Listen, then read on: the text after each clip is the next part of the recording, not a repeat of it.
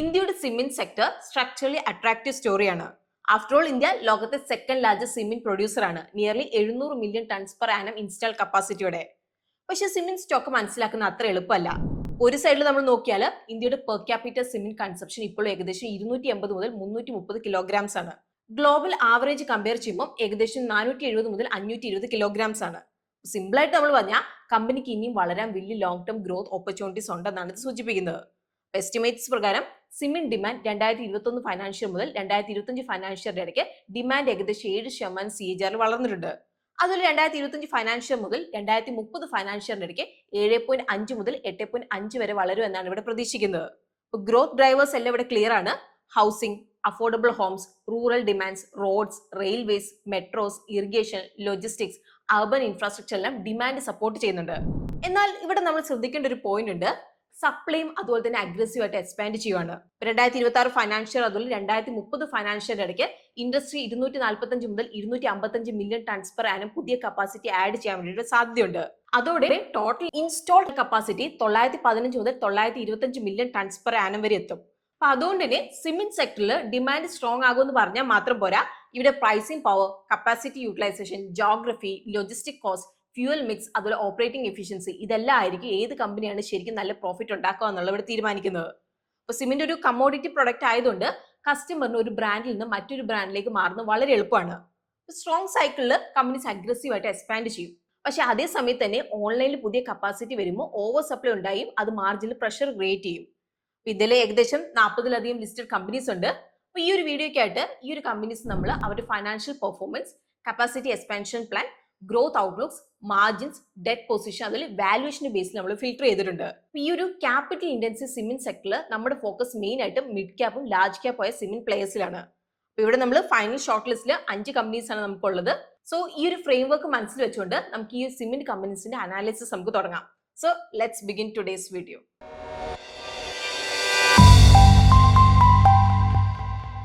ഇന്നത്തെ നമ്മുടെ ആദ്യത്തെ കമ്പനി ഒരു സിമെന്റ് കമ്പനി എന്നതിനേക്കാളും ഒരു കൺസ്ട്രക്ഷൻ മെറ്റീരിയൽസ് പ്ലാറ്റ്ഫോം എന്ന രീതിയിലാണ് കൂടുതൽ നന്നായിട്ട് നമുക്ക് മനസ്സിലാക്കാൻ വേണ്ടിയിട്ട് ഇവിടെ കഴിയുക. അപ്പൊ അതാണ് ന്യൂവോക്കോ വിസ്താസ്. അപ്പൊ ഇത് ഇന്ത്യയിലെ 7th ലാർജസ്റ്റ് സിമെന്റ് പ്രൊഡ്യൂസർ ആണ്.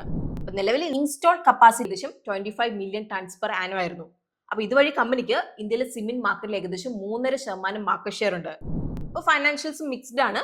കഴിഞ്ഞ 5 വർഷത്തിൽ സെയിൽസ് ഏകദേശം 9% CAGR വളർന്നു. പക്ഷെ പ്രോഫിറ്റ് ഗ്രോത്ത് വളരെ ഹൈ ആയിട്ട് കാണുന്നതിന്റെ മെയിൻ കാരണം ലോ ബേസ് ഇഫക്റ്റ് ആണ്. അപ്പൊ കഴിഞ്ഞ കുറച്ച് വർഷമായിട്ട് പ്രോഫിറ്റ് വോളറ്റൈൽ ആയിട്ട് ഇവിടെ നിന്നു. ഇതിന് കാരണം mainly west Bengal incentive disputes ആണ്. അപ്പൊ ഈ ഒരു കേസ് റിസോൾവ് ചെയ്യാൻ വേണ്ടി ഡിലേ വന്നുകൊണ്ട് കമ്പനിക്ക് ചില പ്രൊവിഷൻസ് ക്രിയേറ്റ് ചെയ്യേണ്ടതായിട്ട് വന്നു. അത് കാരണം 2023 ഫൈനാൻഷ്യലിൽ ഒരു വലിയ വൺ ടൈം ലോസ് റെക്കോർഡ് ചെയ്യേണ്ടതായിട്ട് വന്നിട്ടുണ്ട്. അപ്പൊ ഈ ഒരു ഡിസ്പ്യൂട്ട്സിൽ ടോട്ടൽ ക്ലെയിം ഏകദേശം 700 കോടിയായിരുന്നു. അതിൽ കമ്പനി ഇതുവരെ 450 കോടിയോളം പ്രൊവിഷൻസ് ക്രിയേറ്റ് ചെയ്തിട്ടുണ്ട്. സോ ഇവിടെ ബാക്കിയുള്ള എക്സ്പോഷർ ഭാവിയിൽ സെറ്റിൽ ചെയ്യേണ്ടി വന്നാൽ അത് കമ്പനിയുടെ പ്രോഫിറ്റ്സിൽ വലിയൊരു വൺ ടൈം പ്രഷർ ക്രിയേറ്റ് ചെയ്യാനുള്ള സാധ്യതയുണ്ട്. മാർജിൻസ് മുന്നേ വീക്ക് ആയിരുന്നു. പക്ഷേ 2026 ഫൈനാൻഷ്യലിൽ ഇംപ്രൂവ്മെന്റ് ഇവിടെ കാണിച്ചു. എബിറ്റ പെർ ടൺ ഏകദേശം 910 മുതൽ 979 രൂപ വരെ എത്തി. അപ്പൊ ഇത് കമ്പനിയുടെ ചരിത്രത്തിലെ ഹയസ്റ്റ് ലെവൽ ആയിരുന്നു. അപ്പൊ മാനേജ്മെന്റ് പ്രകാരം മാർജിൻസ് ഇംപ്രൂവ് ആകാനുള്ള കാരണം premiumisation, better trade mix, lead distance കുറഞ്ഞ പോലത്തെ ചില സ്ട്രക്ചറൽ ലിവേഴ്സ് ആണ്. അപ്പൊ കമ്പനിയുടെ പ്രീമിയം പ്രൊഡക്ട്സിന്റെ ഷെയർ ടോട്ടൽ സെയിൽസിൽ 43% വരെ കൂടി. Year over year 300 basis points കൂടുതലാണ്. ട്രേഡ് മിക്സിന്റെ 74 മുതൽ 76% റേഞ്ചിൽ തന്നെ നിന്നു. അതിനർത്ഥം കമ്പനിയുടെ സിമെന്റ് സെയിൽസിന്റെ വലിയൊരു ഭാഗം റീറ്റെയിൽ നെറ്റ്വർക്ക് വഴിയാണ് നടന്നത്. ഇപ്പൊ വലിയ ഇൻസ്റ്റിറ്റ്യൂഷണൽ ബയേഴ്സ് എന്നല്ല ഇത് വന്നേക്കുന്നത്. ഇപ്പൊ നോർമലി റീറ്റെയിൽ സെയിൽസ് കൂടുമ്പോൾ കമ്പനിക്ക് ബെറ്റർ മാർജിൻസ് ലഭിക്കാറുണ്ട്. ഇവിടെ മാനേജ്മെന്റ് ലക്ഷ്യം പ്രീമിയമൈസേഷൻ പോലെയുള്ള ഇന്റേണൽ ലിവേഴ്സ് ഉപയോഗിച്ച് റിയലൈസേഷൻ സസ്റ്റൈനബിൾ ആയി ടണ്ണിന് 25 മുതൽ 50 രൂപ വരെ ഇംപ്രൂവ് ചെയ്യാനാണ്. ഇപ്പൊ ഡെറ്റ് സൈഡിൽ ഒരു ഇൻട്രസ്റ്റിംഗ് പോയിന്റ് ഉണ്ട്. 2026 ഫൈനാൻഷ്യലിൽ നെറ്റ് ഡെറ്റ് ഏകദേശം 4445 കോടി വരെ കൂടി. അപ്പൊ ഇതിന് മെയിൻ കാരണം 1800 കോടിയുടെ വഡരാജ് സിമെന്റ് അക്വിസിഷൻ ആണ്. പക്ഷേ ഈ കോസ്റ്റ് മുഴുവനും ഹൈ കോസ്റ്റ് ഡെറ്റ് അല്ല. ഇതിൽ 600 കോടി നോർമൽ ലോങ് ടേം ഡെറ്റ് ആണ്. ബാക്കിയുള്ള 1200 കോടി funding company compulsory convertible debentures വരെ റീപ്ലേസ് ചെയ്യുകയാണ്. അപ്പൊ ഈ ഒരു ഡിബഞ്ചേഴ്സിലുള്ള ക്യാഷ് കൂപ്പൺ 0.1% മാത്രമാണ്. അതിന്റെ അർത്ഥം ഈ ബോറോയിങ്സിന് കമ്പനി ഓരോ വർഷം കൊടുക്കാനുള്ള ക്യാഷ് ഇൻട്രസ്റ്റ് വളരെ കുറവാണ്, ഓൾമോസ്റ്റ് നെഗ്ലിജിബിൾ ആണ്. അതുകൊണ്ട് തന്നെ കമ്പനിയുടെ ഇൻട്രസ്റ്റ് കോസ്റ്റിൽ വലിയ പ്രഷർ ഉണ്ടാകുന്നില്ല. ഗ്രോത്ത് ഔട്ട്ലുക്കിന്റെ ടേംസിൽ മാനേജ്മെന്റ് 2027 ഫൈനാൻഷ്യലിൽ വോളിയം ഗ്രോത്ത് 7 മുതൽ 9% റേഞ്ചിലാണ് ഇവിടെ പ്രതീക്ഷിക്കുന്നത്. അപ്പൊ ഇത് ഇൻഡസ്ട്രി ഗ്രോത്തിനെ മാച്ച് ചെയ്യുന്ന ഗൈഡൻസ് ആണ്. പക്ഷെ ഇവിടെ കൺസ്ട്രെയിൻസും ഉണ്ട്. കമ്പനിയുടെ നോർത്ത് മാർക്കറ്റ് ഫെസിലിറ്റീസ് ഇപ്പോൾ തന്നെ ഏകദേശം 95% യൂട്ടിലൈസേഷനാണ് ഇവിടെ പ്രവർത്തിക്കുന്നത്. അതുകൊണ്ട് ഷോർട്ട് ടേമിൽ കമ്പനിയുടെ ഗ്രോത്ത് മെയിൻലി ഈസ്റ്റ് റീജിയനിലുള്ള കപ്പാസിറ്റി, വഡ്രാജ് സിമിന്റെ റാമ്പ് അപ്പ്, പിന്നെ പ്രൈസിംഗ് ഡിസിപ്ലിനൊക്കെ ആശ്രയിച്ചായിരിക്കും ഇവിടെ ഇരിക്കുന്നത്. ഇനി വാല്യുവേഷൻ സൈഡിൽ Nuvoco Vistas enterprise value to EBITDA ബേസിസിൽ വലിയ കോമ്പറ്റേറ്റേഴ്സ് കമ്പനീസിനെ കമ്പയർ ചെയ്യുമ്പോൾ ഡിസ്കൗണ്ട് വാല്യുവേഷനിലാണ് ട്രേഡ് ചെയ്യുന്നത്. അപ്പൊ നിലവിലെ എന്റർപ്രൈസ് വാല്യൂ ഏകദേശം 16,102 കോടിയാണ്. അപ്പൊ ഈ ഒരു ബേസിസിൽ 25 MTPA കപ്പാസിറ്റിക്ക് against enterprise value per MTPA ഏകദേശം 644 കോടി വരും.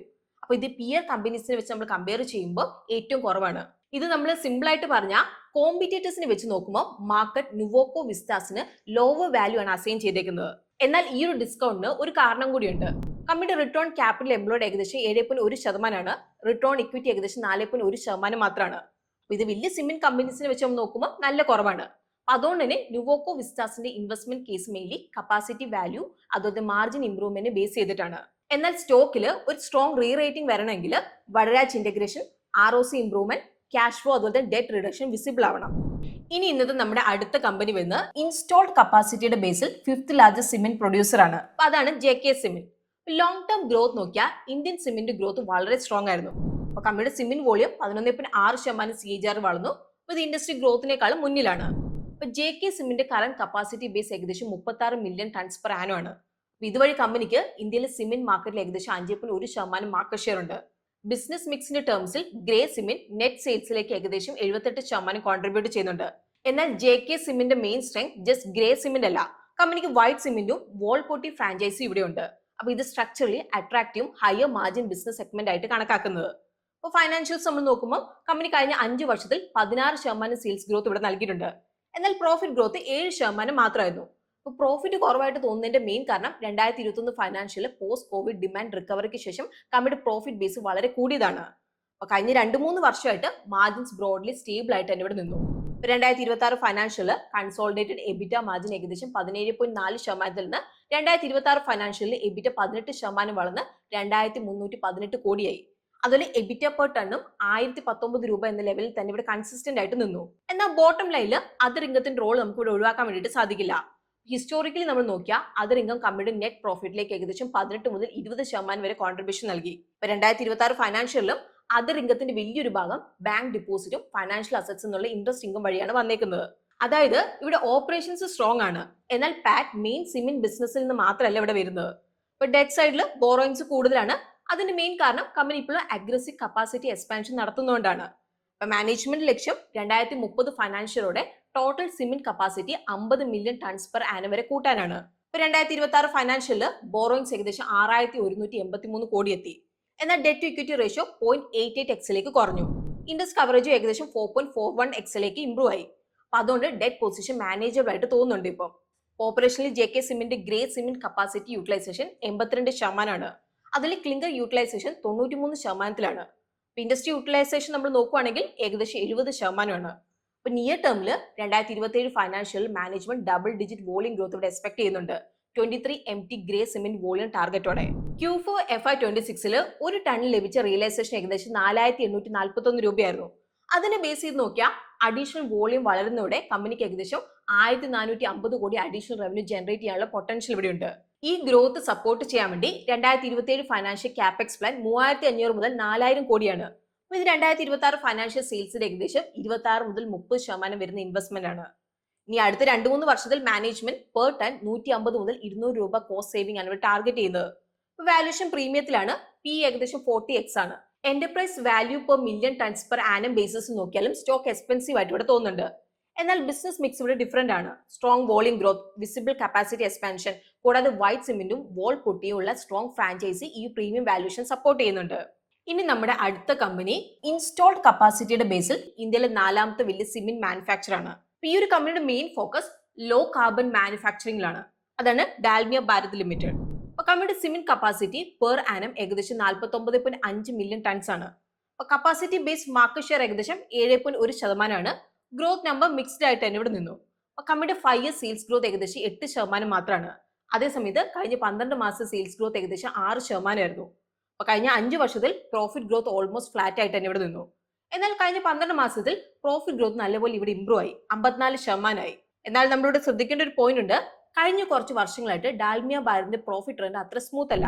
ഓപ്പറേറ്റിംഗ് പ്രോഫിറ്റ് സെയിം റേഞ്ചിൽ തന്നെ നിന്നു. അതിൽ 2021 ഫൈനാൻഷ്യലിൽ മാർജിൻസ് 27.4% നിന്ന് 2023 ഫൈനാൻഷ്യലിൽ 17.1% കുറഞ്ഞു. 2026 ഫൈനാൻഷ്യലിൽ റിക്കവറി ഇവിടെ കണ്ടു. ഡാൽമിയ ഭാരതിന്റെ ഇതുവരെയുള്ള ഏറ്റവും ഹയസ്റ്റ് ആനുവൽ എബിറ്റ ഏകദേശം 3083 കോടിയുടെ റിപ്പോർട്ട് ചെയ്തു. എബിറ്റ മാർജിനും 20.8 വരെ ഇവിടെ ഇംപ്രൂവ് ചെയ്തു. 2026 ഫൈനാൻഷ്യലിൽ കമ്പനി ഒരു ടണ്ണിന് ഏകദേശം 100 രൂപ കോസ്റ്റ് സേവിംഗ് ഇവിടെ നേടി. 2027 ഫൈനാൻഷ്യലിലും വീണ്ടും ഒരു ടണ്ണ് 50 മുതൽ 100 രൂപ അഡീഷണൽ കോസ്റ്റ് സേവിംഗ് ഇവിടെ ടാർഗറ്റ് ചെയ്യുന്നത്. റിന്യൂവബിൾ എനർജി ഷെയർ 2024 ഫൈനാൻഷ്യലിൽ 33% നിന്ന് 2026 ഫൈനാൻഷ്യലിൽ 46% കൂടി. അപ്പൊ ഇത് പവർ കോസ്റ്റ് എഫിഷ്യൻസി ഇംപ്രൂവ് ചെയ്യാനായിട്ട് കമ്പനിയെ സഹായിച്ചിട്ടുണ്ട്. Q4 FY26 direct dispatch share 65% record എത്തി. ഇത് ഫ്രൈറ്റ് കോസ്റ്റ് കൺട്രോൾ ചെയ്യാൻ കമ്പനിയെ സഹായിച്ചു. ഇപ്പൊ ഗ്രോത്ത് സ്റ്റോറിയിൽ ഒരു കൺസേൺ ഉണ്ട്. 2024 ഫൈനാൻഷ്യൽ മുതൽ കപ്പാസിറ്റി യൂട്ടിലൈസേഷൻ കുറഞ്ഞിട്ടുണ്ട്. ഇപ്പൊ മാനേജ്മെന്റ് പറയുന്നത് സിമെന്റ് കപ്പാസിറ്റി ബിൽഡ് ചെയ്യാൻ നല്ല സമയം എടുക്കും എന്നാണ്. Land acquisition, permits, mining, leasing പോലുള്ള കാര്യങ്ങൾ കാരണം പ്രോജക്റ്റുകൾ ഡിലേ ആവാൻ ഇവിടെ സാധ്യതയുണ്ട്.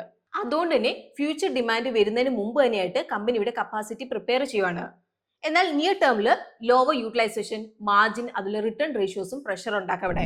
ഇൻഡസ്ട്രിയുടെ വോളിയം ഗ്രോത്ത് ഏകദേശം 7% ആയിരിക്കുമ്പോൾ ഡാൽമിയ ഭാരതിന്റെ റീസെന്റ് വോളിയം ഗ്രോത്ത് വളരെ മ്യൂട്ടഡ് ആയിരുന്നു ഇവിടെ. 2025 ഫൈനാൻഷ്യലിൽ ഇയർ ഓവർ ഇയർ ഏകദേശം 2%. Q4 FY26 ഏകദേശം 3% മാത്രമാണ്. അപ്പൊ ഇതിന്റെ കാരണം ഡിസ്കൗണ്ട് കൊടുത്ത് വോളിയം പുഷ് ചെയ്യുന്നതിന് പകരം കമ്പനി പ്രീമിയം പ്രൊഡക്റ്റ് മിക്സിലും എബിറ്റ് പ്രൊട്ടക്ട് ചെയ്യുന്നതിലാണ് ഇവിടെ ഫോക്കസ് ചെയ്യുന്നത്. മാനേജ്മെന്റ് ചില മാർക്കറ്റിൽ വോളിയം ഗ്രോത്ത് അതിൽ പ്രോഫിറ്റബിലിറ്റി മാനേജ് ചെയ്യാൻ വേണ്ടി കോൺഷ്യസ്ലി സ്ട്രാറ്റജി ഫോളോ ചെയ്യുകയാണ്. ഇപ്പൊ ക്യാപെക്സ് കാരണം ഡെറ്റ് ഇവിടെ കൂടി. അതേസമയത്ത് പാസ് ലെവൽസ് വെച്ച് നമ്മൾ നോക്കുമ്പോൾ ഇൻട്രസ്റ്റ് കവറേജ് ഇവിടെ കുറവാണ്. അതുപോലെ ഇപ്പൊ റേഞ്ച് ഏകദേശം 4x ആണ്. ഇവിടുത്തെ ലോങ് ടേം പ്ലാൻ ക്ലിയർ ആണ്. ഇപ്പൊ Dalmia Bharat east, south, north east focus ഉള്ള ഒരു പ്ലെയറിൽ നിന്ന് പാൻ ഇന്ത്യ സിമെന്റ് കമ്പനിയായിട്ട് വളരാൻ വേണ്ടിയിട്ടാണ് ലക്ഷ്യമിടുന്നത്. അപ്പൊ കമ്പനിയുടെ കപ്പാസിറ്റി ടാർഗറ്റ് 2028 ഫൈനാൻഷ്യലോടെ 75 മില്യൺ ടൺസ് പെർ ആനം ആണ്. അപ്പൊ ഇതിനുശേഷം 2031 110 മുതൽ 130 million tons per annum capacity എത്താനാണ് കമ്പനിയുടെ ടാർഗറ്റ് ചെയ്യുന്നത്.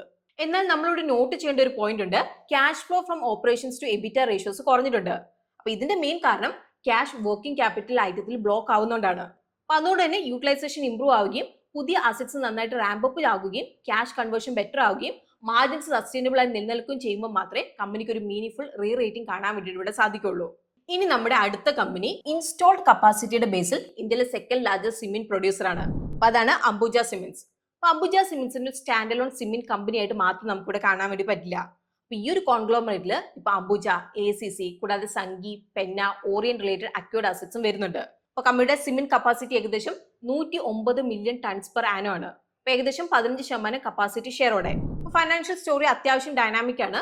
കഴിഞ്ഞ 5 വർഷത്തിൽ കമ്പനി 11% സെയിൽസ് ഗ്രോത്തും 15% പ്രോഫിറ്റ് ഗ്രോത്തും ഇവിടെ നൽകിയിട്ടുണ്ട്. അപ്പൊ ഈ അടുത്ത് മാർജിൻ പ്രഷറിലായിട്ടുണ്ട്. Q4 FY26 അംബുജ സിമെന്റ്സിന്റെ കൺസോളിഡേറ്റഡ് എബിറ്റ പെർ ടൺ നല്ലപോലെ ഇവിടെ ഡിക്ലൈൻ ആയി 735 രൂപയിലേക്ക് എത്തി. ഇപ്പൊ Q2 FY26 1060 രൂപയായിരുന്നു. അപ്പൊ ഇതിന്റെ മെയിൻ കാരണം ഒരു ടൺ ഏകദേശം 250 രൂപയുടെ സീക്വൻഷ്യൽ കോസ്റ്റ് എസ്കലേഷൻ ആണ്. ഇത് കാരണം ടോട്ടൽ ഓപ്പറേറ്റിംഗ് കോസ്റ്റ് ഒരു ടൺ ഏകദേശം 4500 രൂപ വരെ ഇവിടെ കൂടി. ഇവിടുത്തെ റോഡ് മാപ്പ് ക്ലിയർ ആണ്. 2028 മാർച്ചോടെ ഒരു ടണ്ണ് ഓപ്പറേറ്റിംഗ് കോസ്റ്റ് ഏകദേശം 3600 മുതൽ 3650 റേഞ്ചിൽ എത്തുക എന്നുള്ളതാണ് കമ്പനിയുടെ ലക്ഷ്യം. ഫ്യൂവലും ഫ്രൈറ്റ് കോസ്റ്റും കൂടുതലായിരുന്നു.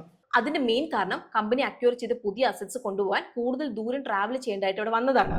കൂടാതെ പെന്നെ പോലെയുള്ള ചില പ്ലാന്റുകൾ ടെമ്പററി ആയിട്ട് ഇവിടെ ഷട്ട് ഡൗൺ ആയതും കോസ്റ്റ് കൂടാൻ ഒരു കാരണമായി. ഇപ്പൊ പ്രോഫിറ്റ്സിനെ പറ്റി നമ്മൾ സംസാരിക്കുകയാണെങ്കിൽ ചില വൺ ഓഫ്സ് ഇവിടെ ഉണ്ടായിരുന്നു. 2025 ഫൈനാൻഷ്യല് അതർ ഇൻകം അൺയൂഷ്വലി ഏകദേശം 2600 കോടിയായിരുന്നു. അപ്പൊ ഇതിന്റെ മെയിൻ കാരണം ടാക്സ് റീഫണ്ട്സും പ്രൊവിഷൻ റിവേഴ്സലും ആയിരുന്നു. 2026 ഫൈനാൻഷ്യല് അതർ ഇൻകം നോർമൽ ലെവലിലേക്ക് എത്തി. എന്നാൽ ഏകദേശം 852 കോടിയിൽ നിന്നു. അക്യൂർഡ് അസറ്റ്സിന്റെ കൺസോൾട്ടേഷന് ശേഷം ഡിപ്രീസിയേഷൻ ഇവിടെ നല്ലപോലെ കൂടി. ടാക്സ് സൈഡിലും ഇവിടെ ബെനിഫിറ്റ് ഉണ്ടായിരുന്നു. ഇപ്പൊ സംഖ്യയുടെയും പെന്നയുടെയും മെർജർ ഷീൽഡ്സ് കാരണം 2026 ഫൈനാൻഷ്യല് നെറ്റ് പ്രോഫിറ്റ് ബിഫോർ ടാക്സിനേക്കാളും കൂടുതലായിട്ട് തന്നെ ഇവിടെ കാണുന്നത്.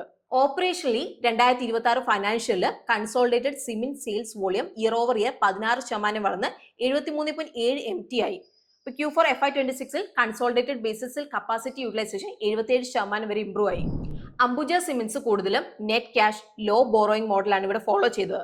അതുപോലെ അവരുടെ സ്ട്രാറ്റജി എന്ന് പറയുന്നത് മെയിൻലി ഇന്റേണൽ അക്രൂവൽസ് വഴി ഗ്രോത്ത് ഫണ്ട് ചെയ്യാവുന്നതാണ്. അംബുജ സിമെന്റ്സിന്റെ ഗ്രോത്ത് പ്ലാന് അത്യാവശ്യം അഗ്രസീവ് ആണ്. ഈ അടുത്ത് നോക്കുവാണെങ്കിൽ ഏറ്റവും അധികം മെർജർ അതുപോലെ അക്വിസിഷൻ ആക്ടിവിറ്റി കണ്ട കമ്പനികളിൽ ഒന്നാണിത്. അപ്പൊ കപ്പാസിറ്റി ടാർഗറ്റ് അപ്ഗ്രേഡ് ചെയ്തിട്ടുണ്ട്. 2026 ഫൈനാൻഷ്യലിൽ 109 മില്യൺ ടൺസ് പെർ ആനത്തിൽ നിന്ന് 2028 ഫൈനാൻഷ്യലിലേക്ക് 155 മില്യൺ ടൺസ് വരെ. ഇപ്പൊ വാല്യൂഷൻ അറൌണ്ട് 21x P ആണ്. ഇത് മിഡ് അതുപോലെ ലാർജ് ക്യാപ് പ്ലേയേഴ്സിനെ വെച്ച് നോക്കുമ്പോൾ ഏറ്റവും കുറവാണ്. എന്നാൽ ഇവരുടെ ഉയർന്ന കോസ്റ്റും മാർജിൻ പ്രഷറും നമ്മളിവിടെ ശ്രദ്ധിക്കേണ്ട പോയിന്റ്സ് തന്നെയാണ്. ഇനി ഇന്നത്തെ നമ്മുടെ ലാസ്റ്റ് കമ്പനി വരുന്നത് ഇന്ത്യയിലെ ഏറ്റവും വലിയ ഡൊമസ്റ്റിക് സിമെന്റ് മാനുഫാക്ചർ ആണ്. അപ്പൊ അതാണ് അൾട്രാടെക് സിമെന്റ്. ഏപ്രിൽ 2026 പ്രകാരം company global cement capacity per annum 205.5 million tons ആയിരുന്നു. അപ്പൊ ഇത് ഇൻഡസ്ട്രി ഷെയറിന്റെ ഏകദേശം 29% അക്കൗണ്ട് ചെയ്യുന്നുണ്ട്. അപ്പൊ ഈ ഒരു സ്കെയില് ചൈനയ്ക്ക് പുറത്തുള്ള ലോകത്തെ ഏറ്റവും വലിയ സിമെന്റ് പ്രൊഡ്യൂസറിൽ ഒരാളാണ്. അപ്പൊ കമ്പനിക്ക് ഇപ്പൊ നടന്നുകൊണ്ടിരിക്കുന്ന പ്രൊജക്ട്സ് പുറത്തിറങ്ങുമ്പോൾ consolidated capacity 240 million tons per ആനത്തിലധികം വരെ ഇവിടെ എത്താമെന്നാണ് പ്രതീക്ഷിക്കുന്നത്. കഴിഞ്ഞ 10 വർഷത്തിൽ ഇവരുടെ സിമെന്റ് വോളി ഏകദേശം 12.2% CAGR വളർന്നിട്ടുണ്ട്. അപ്പൊ ഇത് ഇൻഡസ്ട്രിയുടെ 6% CAGR-നേക്കാളും കൂടുതലാണ്. ഇനി നമ്മൾ ഇവരുടെ ഫൈനാൻഷ്യൽസ് നോക്കുമ്പോൾ കഴിഞ്ഞ 3 വർഷത്തിൽ കമ്പനി 12% സെയിൽസ് ഗ്രോത്ത് നൽകിയിട്ടുണ്ട്, അതുപോലെ 18% പ്രോഫിറ്റ് ഗ്രോത്തും. എന്നാൽ മാർച്ച് 2022 മാർജിൻ പീക്കിലെത്തി, അതിനുശേഷം ഇവിടെ പ്രഷറിലായി. എന്നാൽ ഇത് ജസ്റ്റ് അൾട്രാടെക്കിൽ മാത്രമുള്ള കണ്ട പ്രശ്നമല്ല, മൊത്തം സിമെന്റ് സെക്ടറിൽ ഈ ഒരു സെയിം ട്രെൻഡ് വിസിബിൾ ആയിരുന്നു. റീസൺ സിമ്പിൾ ആണ്. 2021-22 ഫൈനാൻഷ്യലിൽ പോസ്റ്റ് കോവിഡ് ഹൗസിംഗ് അതുപോലെ തന്നെ ഇൻഫ്രാസ്ട്രക്ചർ ഡിമാൻഡ് സ്ട്രോങ് ആയിരുന്നു. അതിൽ പ്രൈസ് ഹൈക്കും സപ്പോർട്ടോടെ നൽകി. അതിനുശേഷം high energy cost, fuel cost കൂടാതെ മ്യൂട്ടഡ് സിമെന്റ് പ്രൈസും മാർജിനോടെ പ്രഷറിലാക്കി. ഇപ്പം കുറച്ച് ഇംപ്രൂവ്മെന്റ് കാണാനുണ്ട്. ഇപ്പൊ ബ്ലെൻഡഡ് റിയലൈസേഷൻ ഒരു ടണ്ണിന് ഏകദേശം 5772 രൂപയായി. അത് കഴിഞ്ഞ വർഷത്തെക്കാളും ഏകദേശം 3% കൂടുതലാണ്. സിമെന്റ് ഇൻഡസ്ട്രി ഫ്രാഗ്മെന്റഡ് ആയതിനാൽ broad base price hike sustain ചെയ്യുന്നത് എളുപ്പമല്ല. എന്നാൽ ചില പോസിറ്റീവ് പോയിന്റ്സ് ഇവിടെയുണ്ട്. ഇപ്പം നമ്മൾ എക്സാമ്പിൾ പറയുകയാണെങ്കിൽ Q4 FY26 ഇന്ത്യ സിമെന്റ്സിന്റെ എബിറ്റ പെർ ടൺ വെറും 497 രൂപയായിരുന്നു. അതേസമയത്ത് UltraTech core assets per ton 1296 രൂപ ജനറേറ്റ് ചെയ്തായിരുന്നു. അപ്പൊ അതുകൊണ്ട് തന്നെ നിയർ ടേമിൽ ഈ അക്യൂർ ചെയ്ത അസറ്റ്സ് 2028 ഫൈനാൻഷ്യലോടെ എഫിഷ്യൻസി അപ്ഗ്രേഡ്സ് പൂർത്തിയാക്കുന്നവരെ കൺസോൾട്ടേറ്റഡ് മാർജിനിൽ പ്രഷർ ഉണ്ടാക്കാനുള്ള സാധ്യത ഇവിടെയുണ്ട്. ഇപ്പൊ വാല്യൂഷനും പ്രീമിയം ലെവലിലാണ്. ഏകദേശം 41x ഏർണിംഗ്സും 20x എന്റർപ്രൈസ് വാല്യൂ ബൈ എബിറ്റയും. അപ്പൊ മാർക്കറ്റ് അൾട്രാടെക്കിന്റെ ലീഡർഷിപ്പിനും ഗ്രോത്തിനും ഒരു പ്രീമിയം വാല്യൂഷൻ ആണ് ഇവിടെ നൽകുന്നത്. എന്നാൽ ഇവിടുത്തെ റിയൽ ടെസ്റ്റ് എന്താന്ന് വെച്ചാൽ കമ്പനിക്ക് അവർ 10 to 11% റിട്ടേൺ ഇക്വിറ്റി ഇംപ്രൂവ് ചെയ്ത് ഈ വാല്യൂഷൻ ജസ്റ്റിഫൈ ചെയ്യാൻ കഴിയുമോ എന്നുള്ളതാണ്.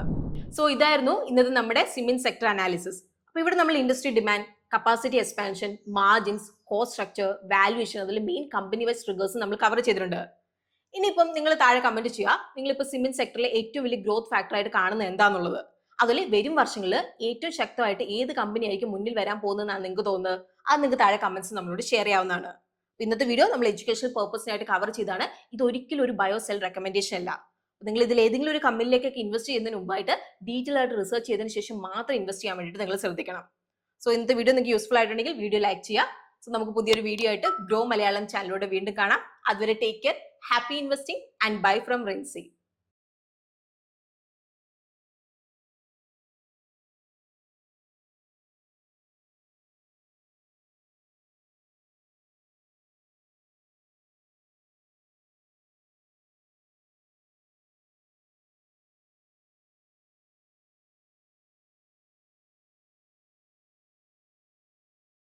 Investment in securities market are subject to market risks. Read all the related documents carefully before investing. Please read the risk disclosure documents carefully before investing in equity shares, derivatives, mutual fund, and or other instruments traded on the stock exchanges.